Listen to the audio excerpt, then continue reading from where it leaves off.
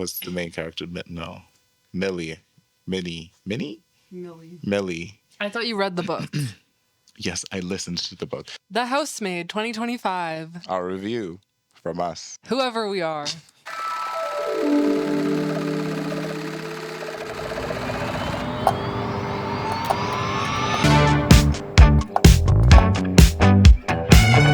For some reason, she insists on doing ASMR. Go back a bit. So the Housemaid adaptation came out in December of 2025. It is an adaptation of Frida McFadden's hit novel, The Housemaid, which came out in 2022 and was a viral hit on TikTok or BookTok. I read it as well, just in case.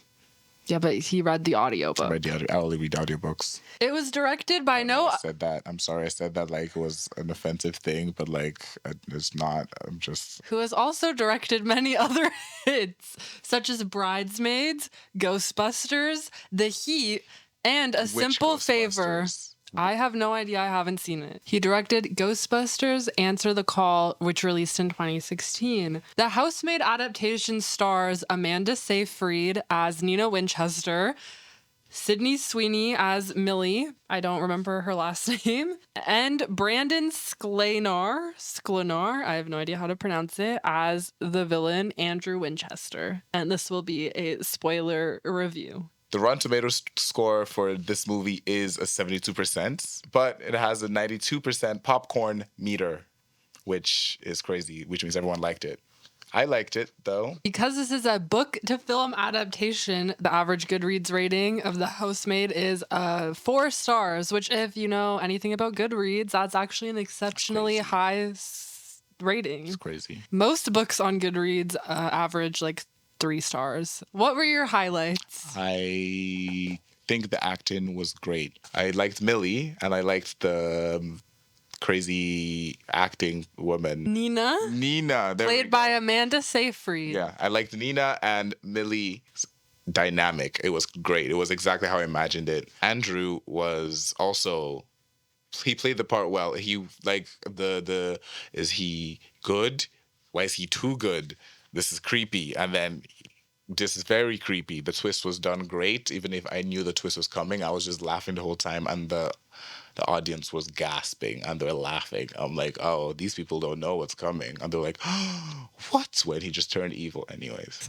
What were your highlights? My highlight was Amanda Seyfried, which stuck out to me because I loved Frida McFadden, and all you people saying she's using AI are crazy. We're a Frida McFadden stan. Anyway, when I saw that she was cast as Nina, I had concerns. I was like, I don't know. But she actually really surprised me with her range as an actor. And I thought she did crazy very well. And like, I don't know, she was like, every scene she was in, I enjoyed the most. Like when there were scenes with Millie without her, like the scenes between Millie and Andrew without her, I wasn't as interested in. So I think maybe this will like open the door for her to get like more dramatic acting roles. Cause like the only thing I've seen her in is Mamma Mia. I don't know what else she's in. That's all I can remember. Yeah, like she did the flip flop really well. Like she'd be crazy one scene. Yeah. And she'd be like, hey, Millie, can you do this? Yeah, I also saw an interview where they said she had to have like rich lady blonde hair, so they like dyed her hair a different shade of blonde than it normally is, so it looked like because rich people, they just have their hair blonde so they can be like, look, I can afford to get my hair done every day. I didn't sleep through any part. It was the part that bothered me a lot, which I don't know if it was in the book, where in the book he made her balance a bunch of books on her belly. It was the plate, wasn't it? I thought it was the plates. It was a bunch of books. No, it was the plates. Editor will verify. A bunch of things on her belly, but then in the movie, I think they just made her cut.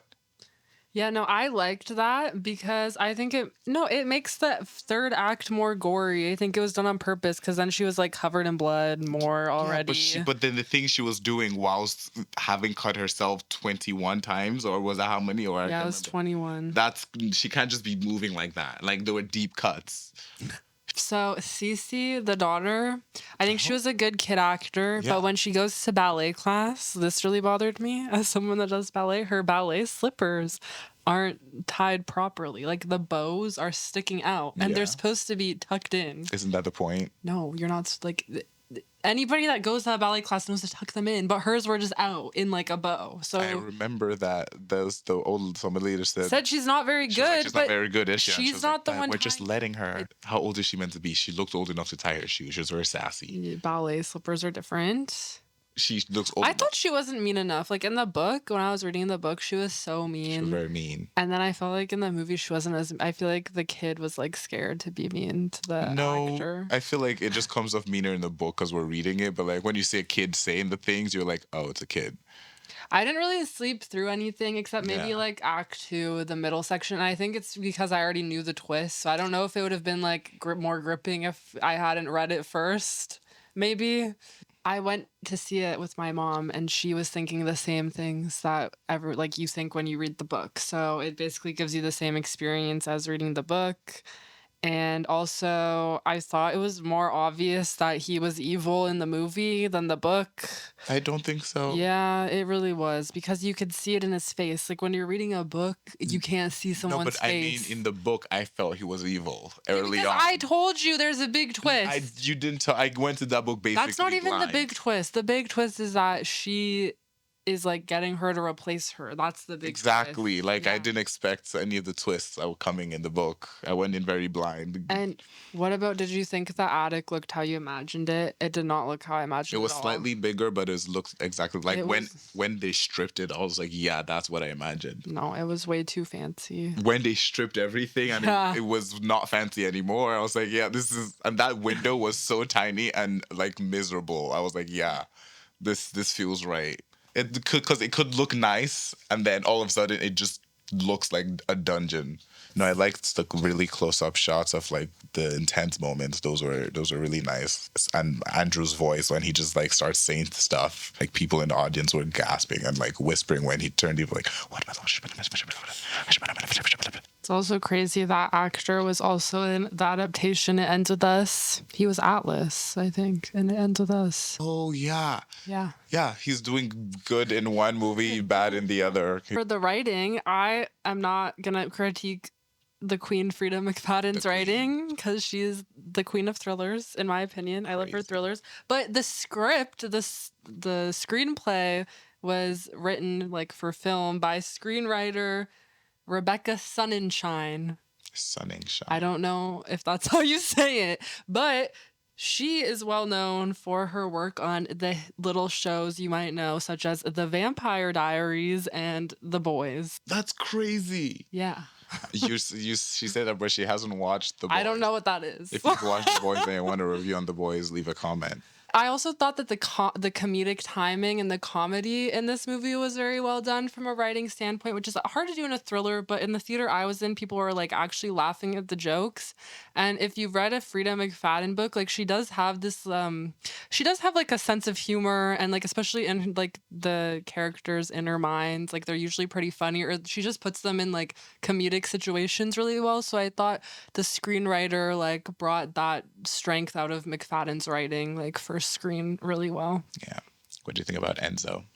He wasn't in the movie as much as he is in the book. Yeah, but like he was boiled down to basically his function in the book, which then it justified how I felt about him in the book. Because I was like, Enzo's here a lot, but he really didn't do anything. And like in the movie, they had to remove him because all he did at the end of the book was what he did in the movie. But okay, in the book, you're like, mad. in the book, you like Enzo, and you're like, Enzo is hot. But now everyone is thirsting over the bad guy. Yeah.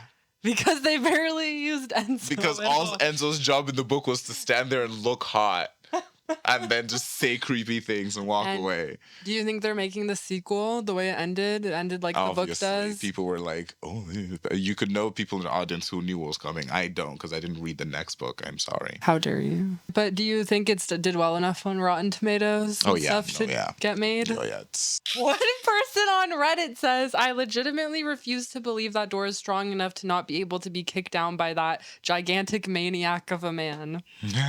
Which, apparently some other Reddit commenter, I don't remember this from the book, but they said he like reinforced the door. Like they say that in the book, which if he's so much of a psychopath and he was like planning on using it for that, then probably. But I don't know how he wouldn't have, if he's so psychotic, like when he have thought that maybe someone else would trap him in there and like have an escape plan. I don't know. Usually he's the one doing the trapping. He didn't expect the knife to be in there. Everyone loved Amanda Seyfried. That's what I'm getting. Everyone is loving her acting. And everyone loves the guy because my whole TikTok is just edits of him and Jake Sully. Her switch to just being a killer was very drastic. But again, it was the end of the movie as Act 3. It went great because I liked it. So I rated see it in the movies.